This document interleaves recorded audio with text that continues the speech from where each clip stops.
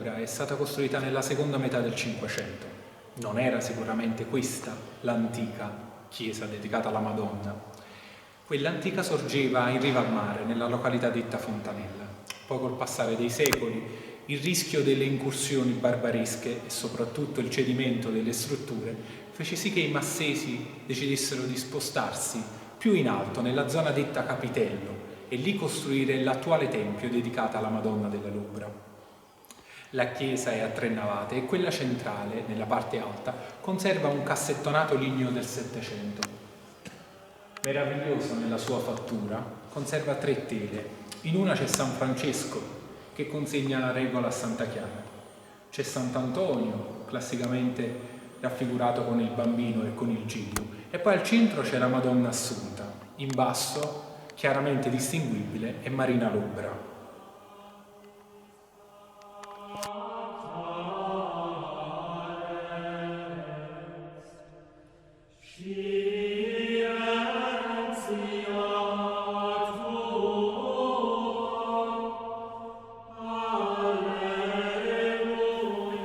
Il centro del santuario della Lubra è proprio questo, nell'area del presbiterio.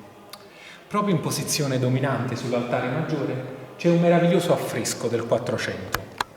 Adornava l'antica chiesa di Fontanella e quando i massesi decisero di costruire questo nuovo tempio, lo spostarono. Costanzo Parascandolo, un massese, un artigiano massese, lo tagliò, secondo la tradizione lo secò proprio e fortunatamente era tutta calce, non c'era pietra viva, per cui questo affresco fu portato processionalmente fino alla nuova chiesa. È stato incoronato nel 1804 insieme a tante altre immagini mariane della penisola sorrentina e ha un qualcosa di veramente miracoloso. I massesi amano questa immagine e soprattutto i devoti di Marina Lubra. È legata ed è da secoli la protettrice dei pescatori, ma non solo.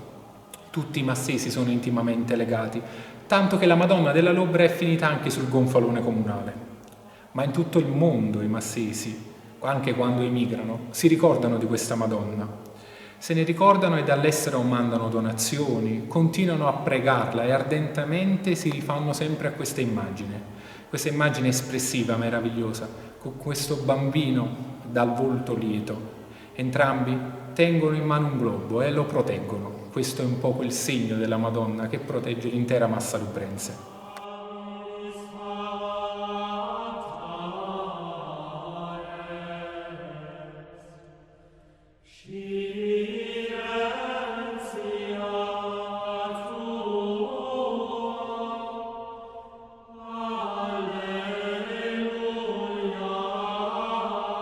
Proprio ai lati del presbiterio vi sono 2 affreschi davvero espressivi. Risalgono al Settecento e sono uno la Natività di Maria e l'altro la Natività di Gesù. Sono stati dipinti sicuramente per un voto e probabilmente chi ha pagato queste opere è raffigurato proprio in uno dei 2. È raffigurato in basso, orante, ed è proprio nella parte della Natività di Gesù. Sicuramente aveva una grande devozione non solo verso la Madonna della Lubra, ma probabilmente verso questo santuario che sin dalla fine del Cinquecento ospitava i francescani. Anche questa forse è una storia tutta da raccontare.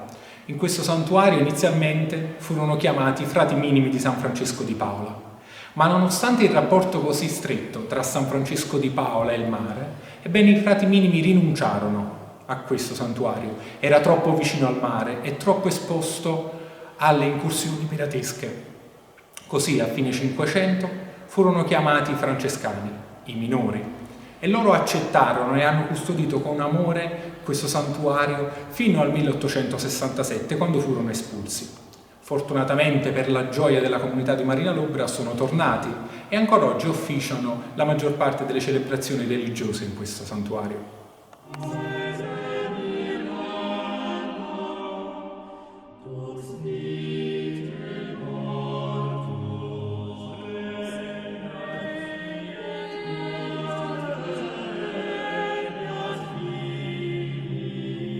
Il santuario della Lubra è forse il centro della religiosità massese, e al suo interno conserva tantissime opere d'arte che si rifanno al francescanesimo. È proprio perché questo luogo è stato sempre custodito dai frati minori di San Francesco, come possiamo vedere anche sull'altare dedicato a Sant'Antonio, e che è stato anticamente officiato dalla confraternita di Sant'Antonio.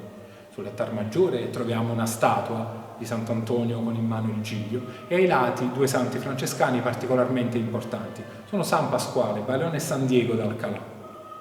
Sono santi che poi ritroviamo nella maggior parte delle opere conservate in questa chiesa e anche in alcune tele.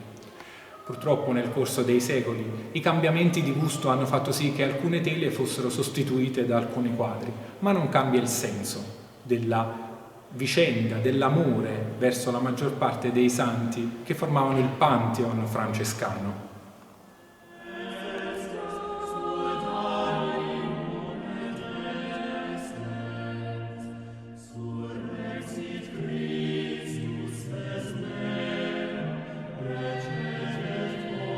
Ci troviamo nella Cappella Barretta, forse uno dei luoghi più suggestivi del santuario della Loubra.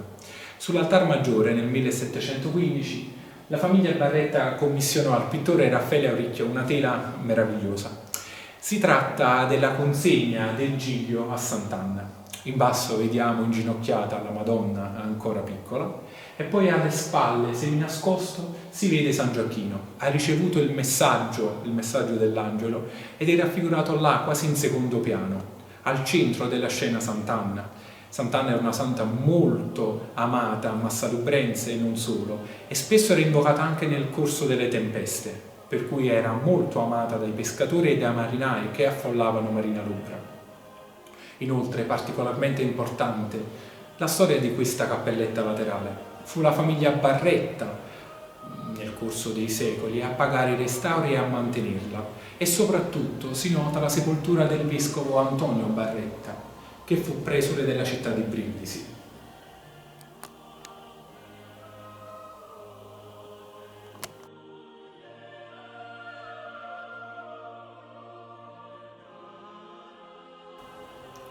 Nella navatella sinistra del santuario della Loubra si notano 3 opere d'arte davvero eleganti, semplici ma allo stesso tempo davvero di un'ottima fattura. La prima vede la Madonna con ai lati 4 santi davvero importanti nel Pantheon francescano. Vi sono San Giacomo della Marca e San Bernardino, nonché Sant'Antonio e Giovanni Battista. Poi, proseguendo, nell'altare successivo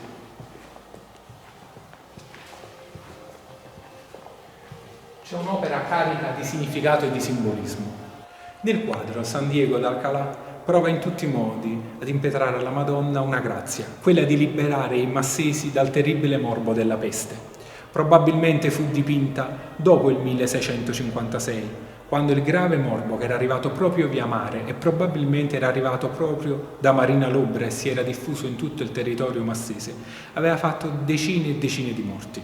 Si pensi che al solo centro di Massalubrense ben 180 furono le persone uccise dalla peste.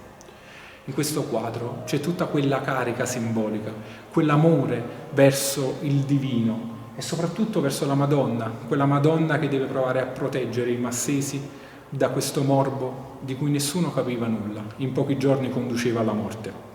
San Diego chiede questo quindi, e si nota chiaramente non solo i 2 appestati in primo piano, ma anche il resto degli appestati alle spalle che soffrono non solo di queste pene della terra, ma anche di quelle che probabilmente aspetteranno loro nell'altro mondo.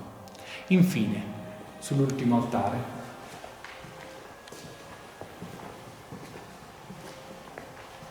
vi è una delle opere più preziose, probabilmente una delle opere più antiche. Dovrebbe risalire alla fine del Cinquecento, e al centro vi è la Madonna, ai lati vi è Santa Lucia e San Giuseppe.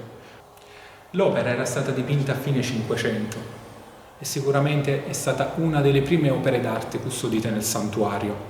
Non bisogna dimenticare che i lavori per la costruzione, iniziati nella seconda metà del Cinquecento, si protrassero fino al Settecento, quando fu messo in opera il meraviglioso pavimento in riggiole di Scuola del Chiaiese, ancora ottimamente conservato, e quando Monsignor Giuseppe Bellotti, vescovo di Massalubrense, consacrò questa chiesa ufficialmente.